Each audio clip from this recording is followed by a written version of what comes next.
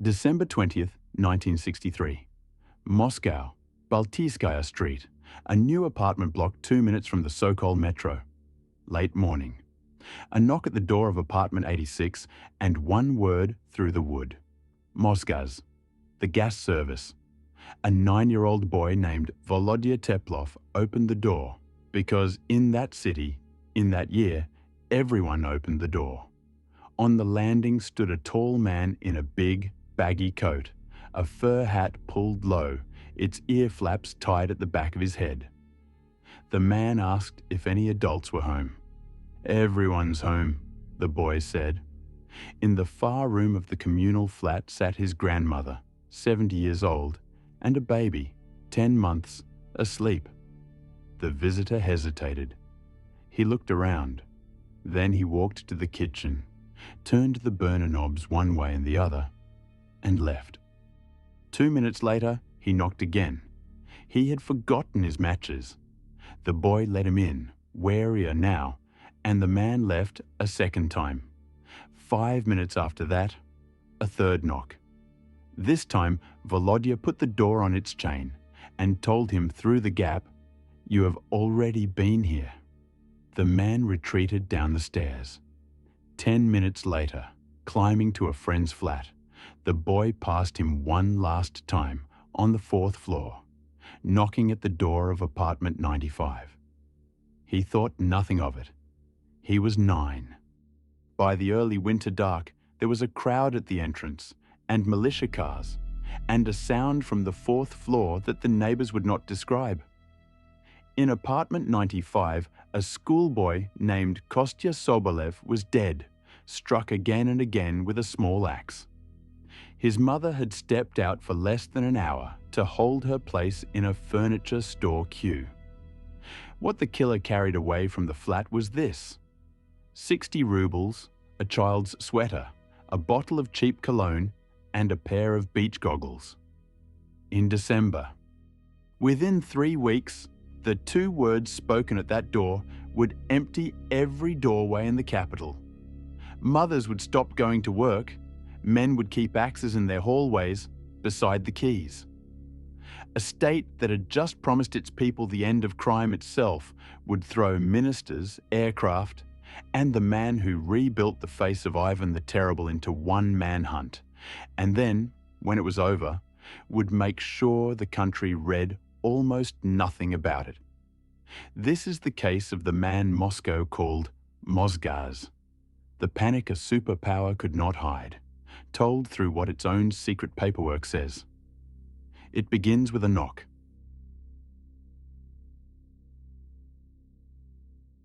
To understand what the knock did to Moscow, start with what Moscow believed.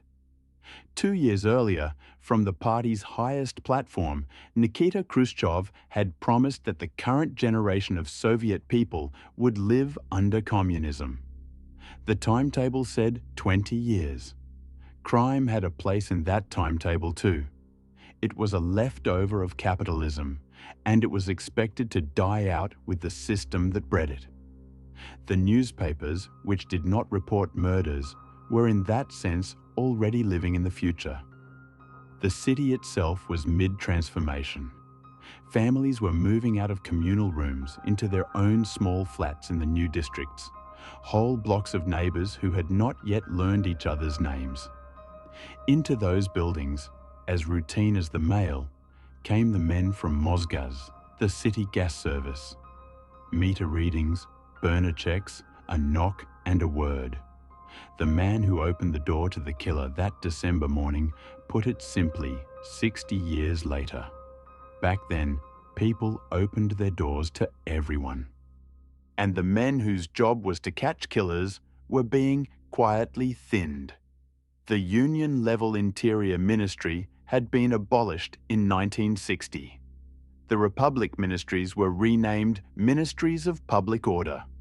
The doctrine of the day said the state's functions would pass, step by step, to the public itself, to volunteer patrols with red armbands. Historians of the era describe experienced detectives squeezed out, pensioned off or reassigned.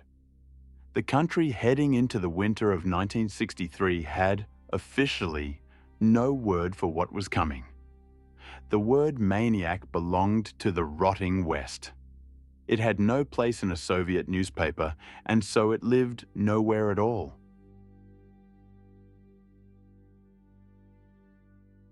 The men who came to Baltийskaya Street were the Moscow Criminal Investigation Department, the MUR, and they were the best the thinned-out system had.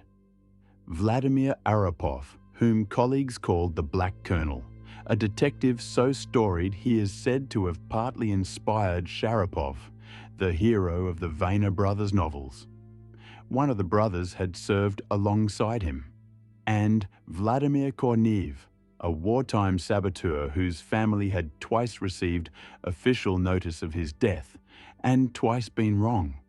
What the two of them found was a ransacked flat, a murdered 12-year-old, and a hall so small it confused everyone who read the inventory. The flat itself gave them nothing. No prints, no fibres, no cigarette ends. The neighbour's flat, apartment 86, gave them everything the killer had not meant to leave.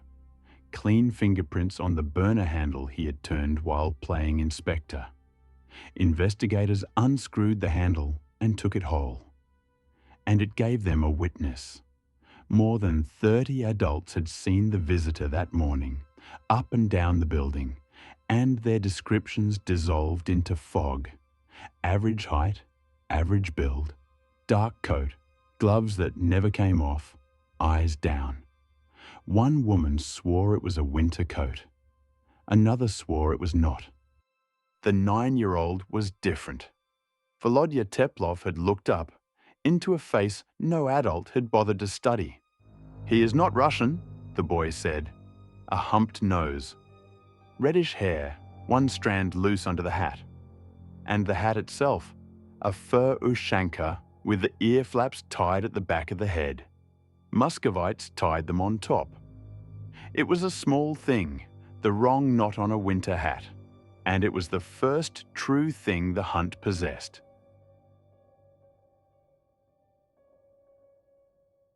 The criminalist assigned to turn a child's memory into a face was Sophia Feinstein.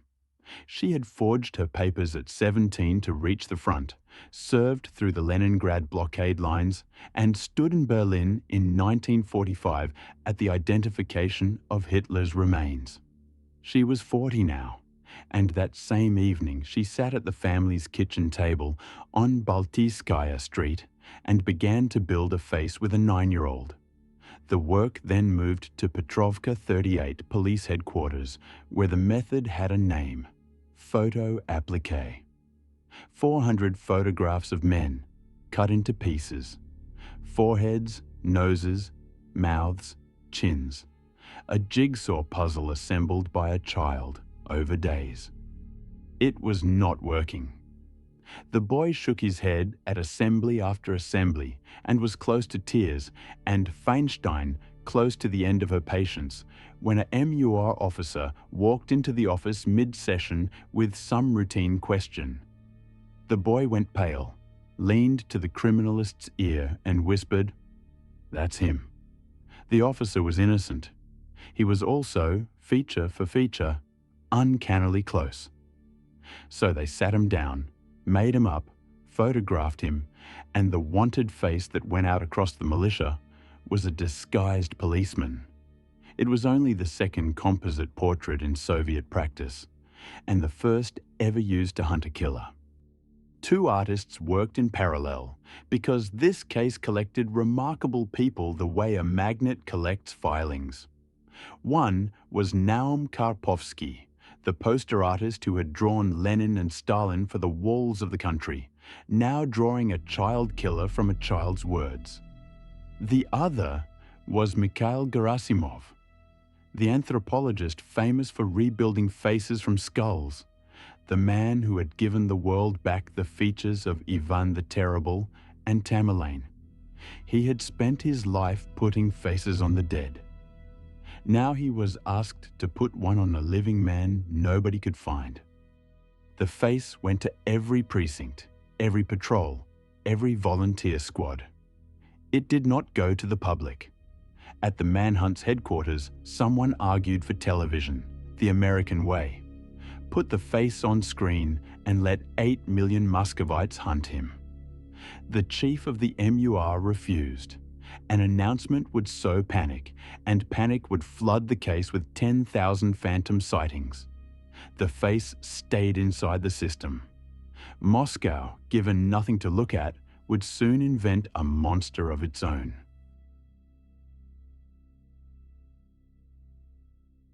December 25th, Ivanovo, the old textile capital northeast of Moscow, a city of weavers with no reason to be afraid. The same knock, the same words, only now it was the local gas service. On Kalinina Street, Misha Kuleshov, 12, home alone in the school holidays, let the inspector in. Within about an hour, on Oktyabrskaya Street, a pensioner of 74 let him in too. From her flat, the man took a pocket flashlight and 70 kopecks. That was the price at which he valued what he did there. Then a third door, back on Kalinina Street. Galina Petropavlovskaya was 15, waiting for her parents to come home. He abused her, then swung the hatchet and went through her family's drawers while she lay where she had fallen, scattering what he did not want over her. And she lived. She woke in a hospital bed and gave the investigators something no adult in Moscow had managed. His hands. Groomed, she said. Long fingers, no calluses. The hands of a man who had never done manual work. She had seen them bare, and that detail would matter more than she could know. 3 attacks in one day in a second city. When the Moscow team flew in and laid the files side by side, the arithmetic was plain. 1 man, 1 hatchet, 1 script, and in the girl's flat, on the table, a dropped page of apartment numbers in the killer's handwriting. He was not wandering. He was working through addresses, door by door, like a meter reader on his route. When they brought the composite portrait to the hospital and held it up, Galina fainted. The identification was the collapse.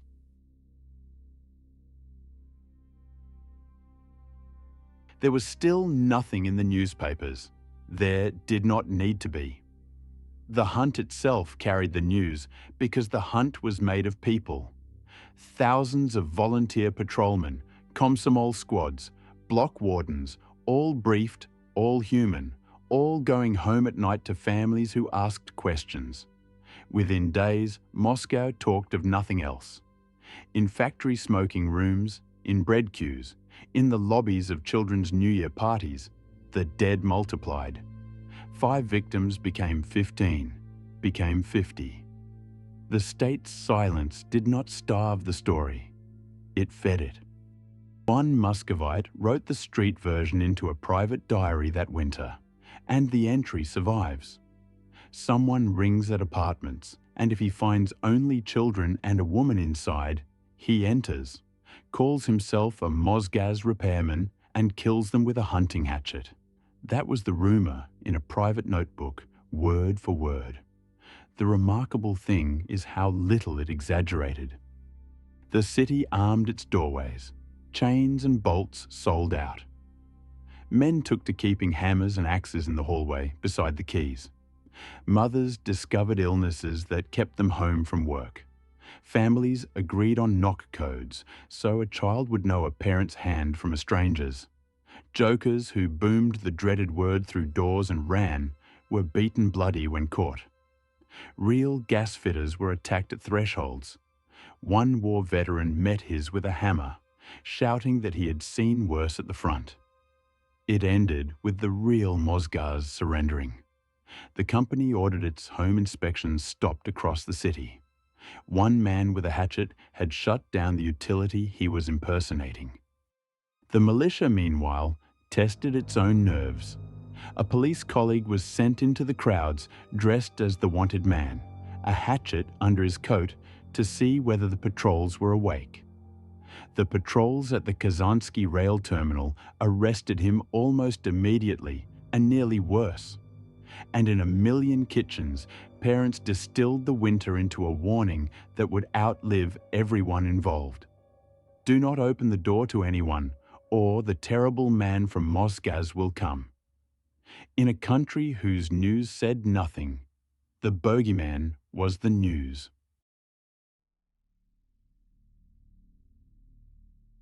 After Ivanovo, the case went to the top of the state. Vadim Tikhonov, Interior Minister of the Russian Republic, took it under personal control. Militia veterans would remember Tikhonov kindly. The minister who got his men free transit and first put rubber batons and handcuffs on their belts, so that the choice in a dark stairwell was no longer bare hands or a pistol. Now he ran the biggest manhunt his ministry had ever mounted. The composite flew to Orenburg, to Tbilisi, to Kazan, to Ivanovo. Detectives moved between cities by aircraft. Around 1,000 trucks would be checked before it was over, and that number is one of the few the record actually supports. What Khrushchev said about it is told in several versions. In one, he gave 2 weeks to find the killer, or heads would roll. In another, 2 weeks for the man to no longer exist. In the wildest, the prosecutor general drove the prisoner to the Kremlin so the first secretary could look at him. The versions agree on the rage and disagree on everything else, and not one of them is on paper. What is on paper came later, and it is stranger than the legend. It can wait, the way it waited 50 years in a closed archive. The dragnet turned Moscow inside out. Detectives shook the underworld hard, pickpockets, card sharps, burglars, and got back an answer with torn shirts and bared tattoos. Not one of ours, Chief. Sweeps pulled in the homeless, a category the country officially did not have, and found among them ex-convicts living invisibly in the capital of the workers' state. The manhunt was X-raying a Moscow that was not supposed to exist. And in the fingerprint archive, men with magnifying lenses walked the shelves by hand, card against card, day after day, carrying the prints from a stove burner handle, and soon, one clean thumbprint that Feinstein recovered from the cellophane wrapping of the killer's own dropped route list. The match, when it came, would come at the worst possible hour and the best possible address.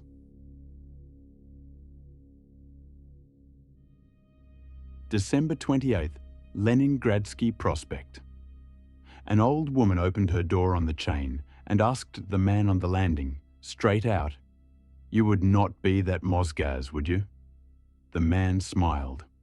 "No," he said, "housing office," and wrote something in a notebook. She let him in to read the meters.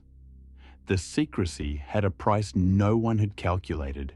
The city was terrified of a monster it had never seen. Rumor had built him huge. The real man was average, grey, forgettable, and the moment he changed one word of his script from gas service to housing office, suspicion died at the door. In one flat that day, he found 2 small children and turned back when their older sister appeared. In another, Sasha Lisovets, 11, was alone.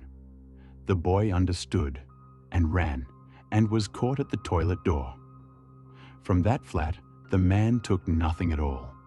The room with the family's things was locked, and he could not force it. He killed the child anyway. It is a fact worth holding on to quietly for later. And then the new year came, as it does. At the Kremlin, the great holiday tree went up. Children sledded the hills of the Tainitsky garden. The mannequins in Gum's windows wore fur hats. The photographs from those weeks show a city celebrating. The doorways of that same city had stopped opening. For 11 days there was nothing. Schools out, parents home, no flat in Moscow with a child alone in it. The knocking stopped, and the militia understood the arithmetic of the lull perfectly. The holidays would end, the mornings would empty again. Somewhere in the city, a man was waiting for the working day to come back.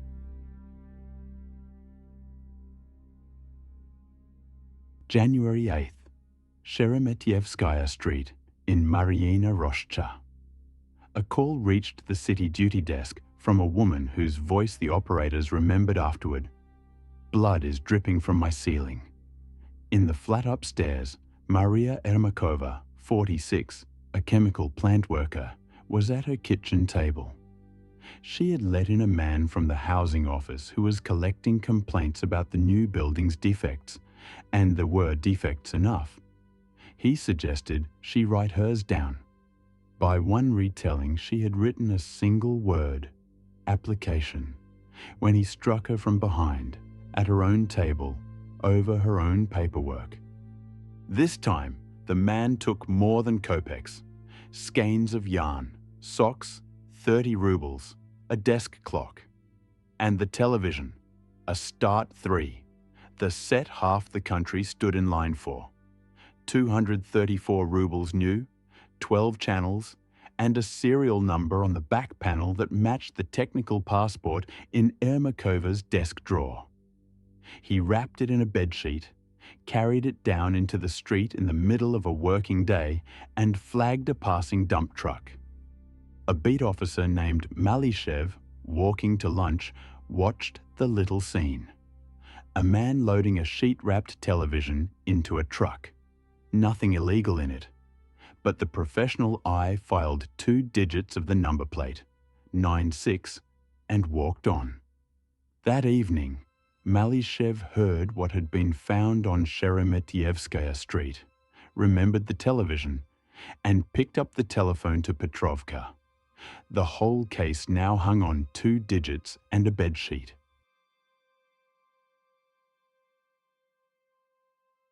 The truck fleets of Moscow were swept for plates carrying 96, roughly 1,000 vehicles, and the sweep found it, 96, 26.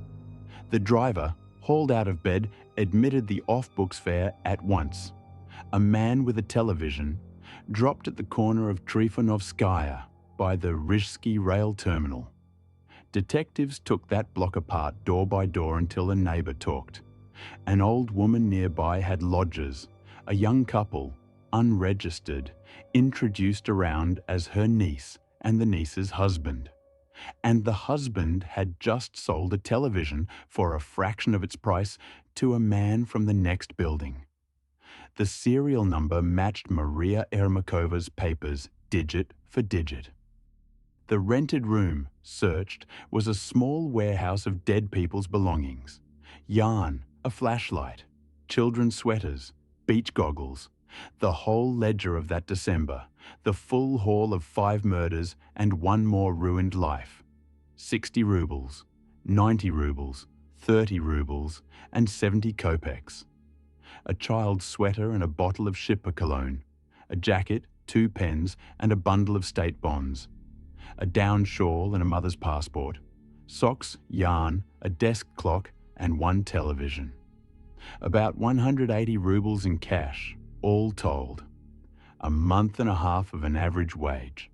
5 human beings were dead for a flashlight and a set of socks, killed with a small axe their killer had bought at Gum, the flagship store on Red Square, where the rest of the country was buying New Year presents. The lodgers were gone. The man had left the city days earlier. The woman was expected back at any hour. The lights in the flat went out, the pistols came out, and the room full of murdered children's sweaters settled in to wait for a key in the lock.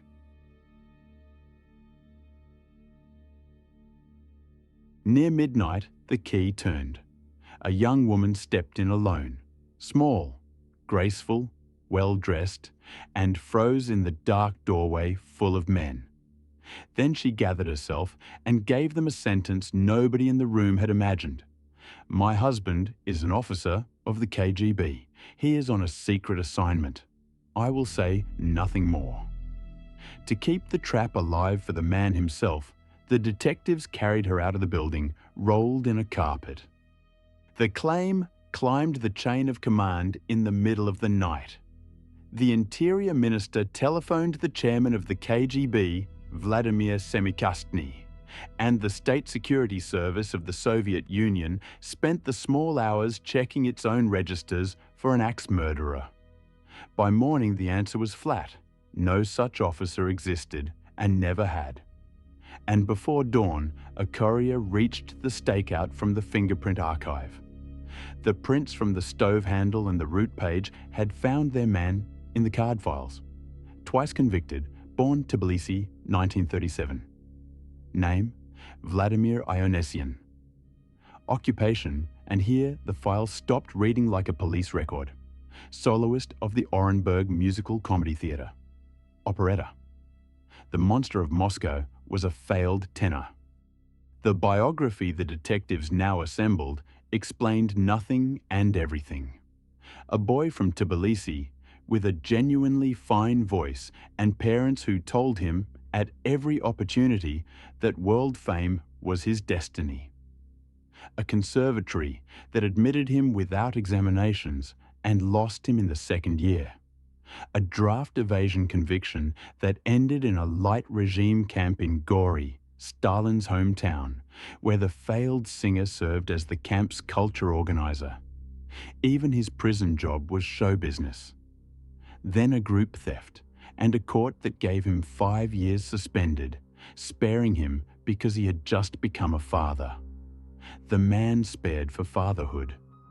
His wife, Medea, was a conservatory graduate with distinction, his superior in everything but self-regard, and it was she who found them both places at the theatre in Orenburg.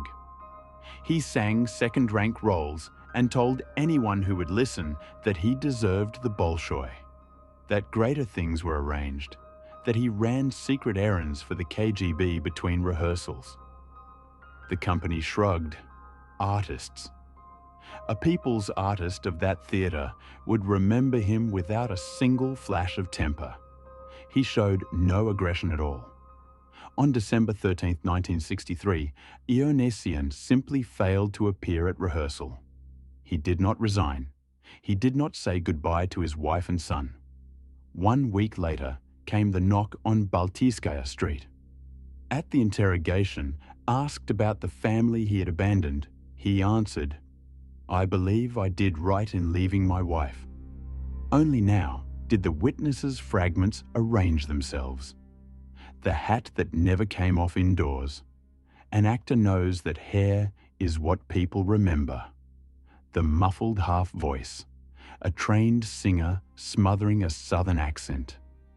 The groomed hands with no calluses that a 15-year-old had noticed while surviving him. The hands of a man whose only labor had been applause. Every detail that had puzzled the militia was stagecraft.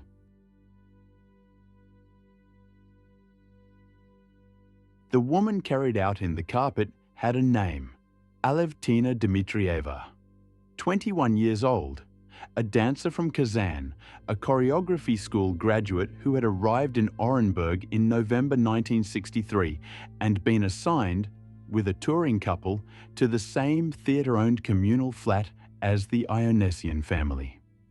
The theatre tried her for a month and let her go. Not strong enough for the core. A provincial girl, jobless in a strange city, too ashamed to go home. That is the moment the married tenor from across the communal kitchen chose to tell her who he really was. The recruitment, as she later described it, was itemized like a contract. He was a KGB officer working undercover. The theatre, the shabby clothes, even the family were his legend. Moscow was recalling him. In Moscow, there was an inheritance from an uncle who had died in Germany, and 40,000 rubles in a savings book, earned on assignments no one could be told about.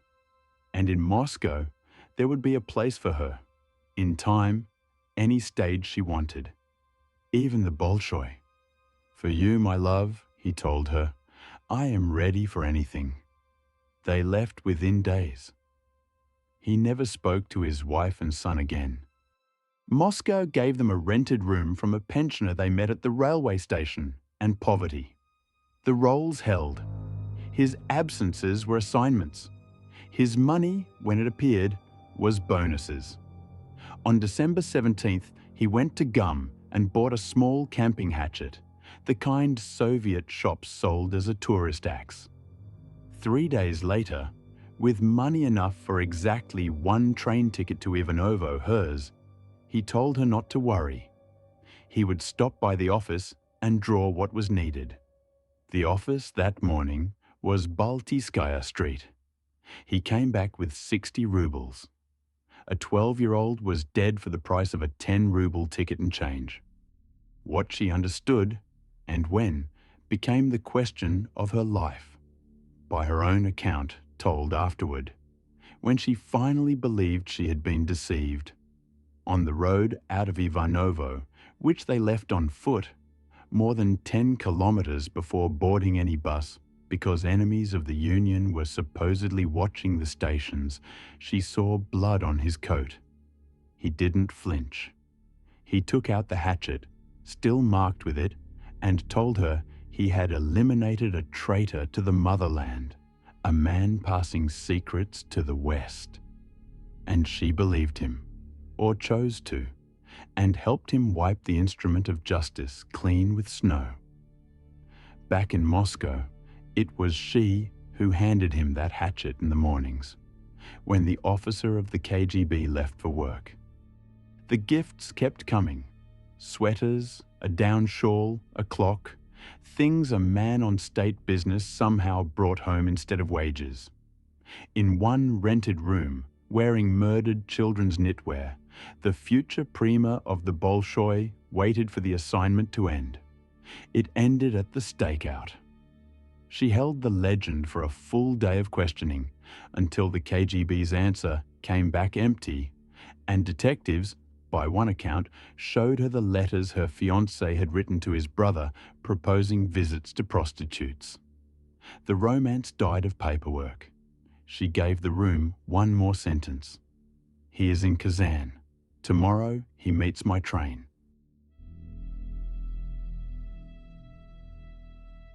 They did not put her on that train.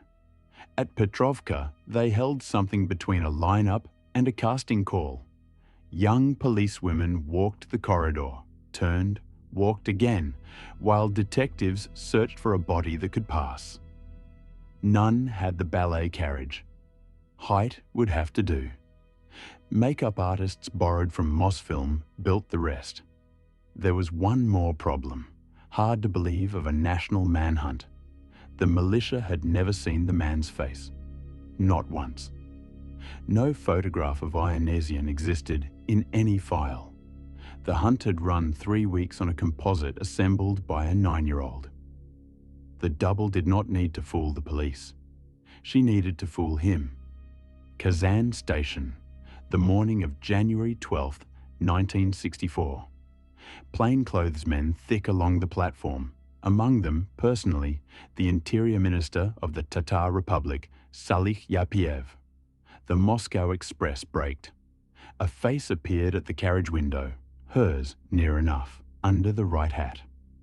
On the platform, a young man in a heavy coat waved joyfully, like any man meeting the woman he loves, and ran for the door and took the handrail. The handcuffs closed on his wrists in mid-step. He was wearing the coat with the blood on it. The hatchet hung at his belt. He announced to the men holding him, "I am a major of the KGB." And then, as those who were there described it, the terror of Moscow went limp all at once and turned into something small. It was 3 weeks and 2 days since the first knock. The next day, January 13th, Moscow radio read the Capital One paragraph. A series of grave crimes had been committed in Moscow and Ivanovo. The criminal had been found and arrested. Ionesian Vladimir Mikhailovich, born 1937. The papers added a few paragraphs. It was enough. The city exhaled. The kitchen knives went back into the drawers. What the city did not know was that the sentence had, in a sense, already been written, and not by a court.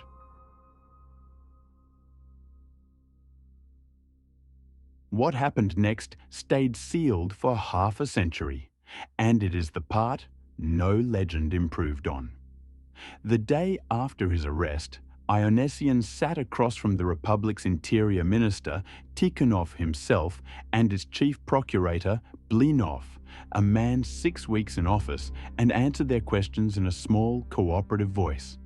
"Say it plainly," they told him, when he circled the word.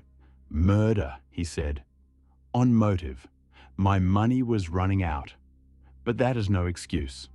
On why he continued when money was no longer short. No, it was not necessary. On Ivanovo. I do not even know how many. 3, I think. On his mind, I am not a psychotic. It is an illness of the imagination. And once, unprompted, now I am a very terrible person. In the past, I was a very good person. The protocol of that interrogation went up and up and up, initialed by Brezhnev, by Andropov, by Suslov, by Podgorny. Khrushchev read it. 4 future and present rulers of a superpower, reviewing the file of a man who killed children for train fare. But the most remarkable document in the case is dated the day of the arrest itself, before a single interrogation. Tikhonov to the Central Committee, in view of the public outrage, finish the investigation in the shortest possible time and hold an open trial, sentencing him to be shot. The sentence requested in writing before the investigation began. The Central Committee's answer came back from its administrative department, signed Mironov and Laputin. The desire to give the coming trial a sensational character is in no way justified. Try him in accordance with jurisdiction at the Supreme Court of the Russian Republic. Do not cover the proceedings in print, on radio, or on television. Limit coverage to a brief notice of the verdict in the central press. In the margins, the endorsements, the procuracy, Comrade Rudenko, the USSR Supreme Court, Comrade Kulikov. And across the memo, in Brezhnev's hand, one word: agreed. That memo did 2 things at once. It buried the story, the trial of the century, reduced by decree to a few lines of verdict. And it chose the courtroom, and the choice was the sentence's second half. A case heard at first instance by the Republic's Supreme Court could not be appealed at all. The law allowed no cassation from that bench, only a plea for mercy. Meanwhile, the letters poured in, from citizens and from whole factory collectives demanding worse than a bullet. Public hanging, quartering on the old execution ground of Red Square. The KGB's first deputy chairman, Philip Bobkov, would recall those letters decades later in an interview. The state read its public's rage, weighed everything, by one account including the killer's ethnicity and the unrest that naming it might feed, and chose the opposite of a spectacle, a locked room, and speed. The trial took 1 day, January 30th, behind closed doors at the court building on Povarskaya Street. The boy from Baltiyskaya Street testified under a name the investigators had built to protect him, from his own grandmother's maiden name, Artyom Frolov. The alias held in documents and films for 51 years. His mother sat in the hall to the end and carried the final formula home to the family, where it was repeated for decades like a proverb. The sentence is final and not subject to appeal. The plea for mercy moved through the machine out of turn and was refused. In that country, in those years, a condemned man ordinarily waited 2 or 3 years between verdict and execution. Ionesian waited about a day. January 31st, 1964, 11 at night, Butyrka Prison. The minister's report to the Central Committee closed the file in the machine's own language. Before the sentence was carried out, the condemned acknowledged that he had ceased to be a human being and that he deserved death. To the last, he sought to exculpate his companion, insisting she knew nothing. He offered no resistance. As later retellings have it, he had spent his final day singing arias in his cell. The report's last line reads, "The corpse was consigned to cremation. No grave, no marker, no place." 43 days after the first knock, there was nothing left of the man at all, except the question the state had chosen never to ask.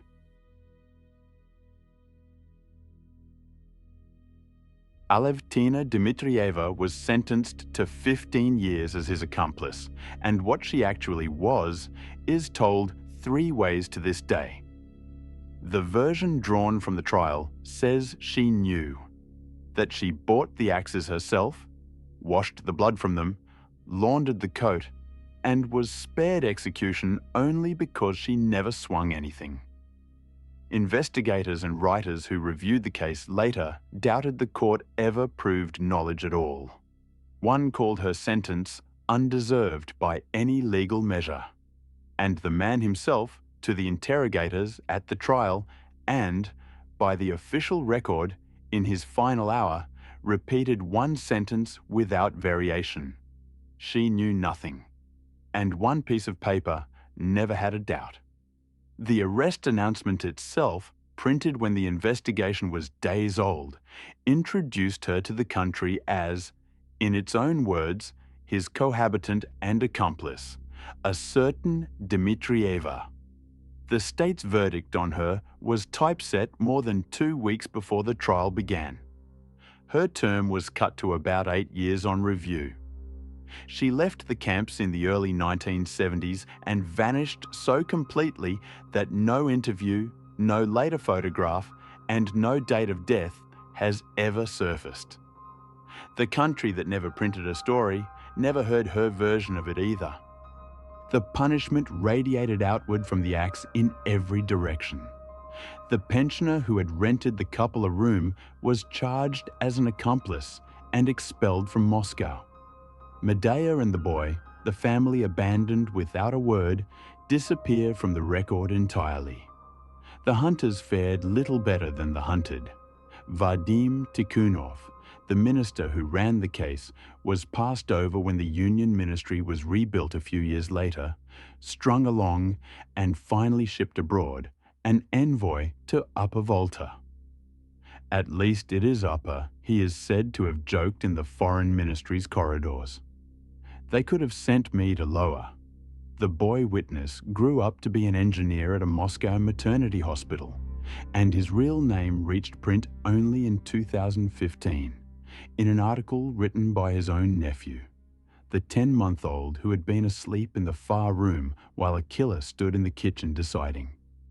And the question underneath the whole case never got its answer, because the answer was executed with the defendant. What was he? The loot reads like a burglar's parody. Socks, a flashlight, 70 kopecks, and the one flat that yielded nothing, where he killed anyway. One school has always said robber, a mercenary killer erasing witnesses, the horror incidental to the theft. The other school points at everything the first school skips.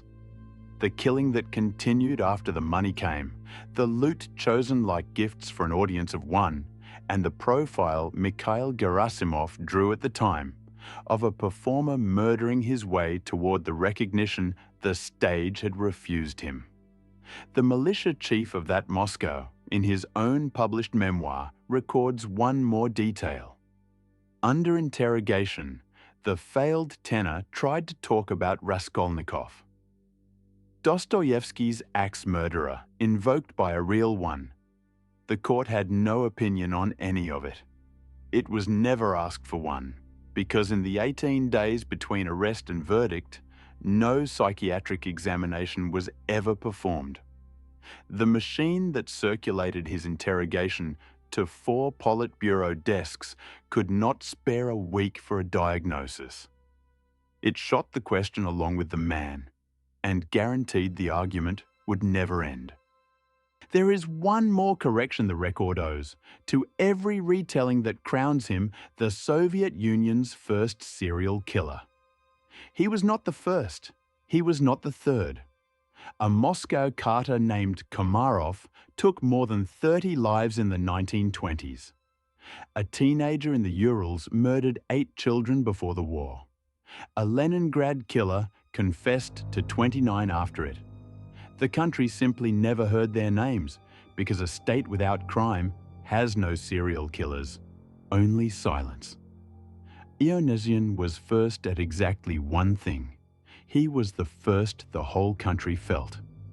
The first whose 2-word knock emptied doorways in cities he never visited. The first to become a bogeyman in a nation that got its news from cues. And when the arrest was finally, truthfully announced, the poet Anna Akhmatova, who had survived more official announcements than almost anyone alive, is said to have replied, "It is certainly not him." Decades of silence had taught even the truth to sound like a cover story. The fear outlived the man by a generation. 15 years after the cremation, grandmothers were still invoking the terrible man from Mosgaz to make children ask who's there. The phrase settled into the same nursery fear shelf as the Black Hand. 60 years on, a television franchise still minds the case, and real gas inspectors in Russian cities still occasionally meet a joke older than their grandparents. The chains went on to Moscow's doors in the winter of 1963. In a sense, they never came off. This case ran on documents that stayed sealed for 50 years, on the memories of a witness who was 9, and on the words of the people who were in the rooms.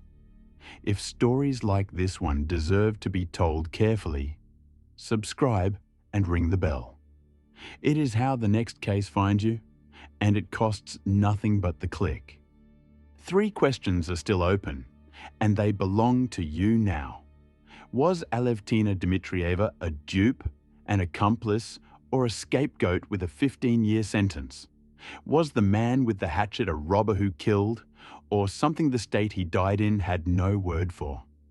And the third question is for your family. If your people lived in a Soviet city in the 60s, did your grandparents have a Mosgaz story? The comments are open. Until the next case, keep the chain on.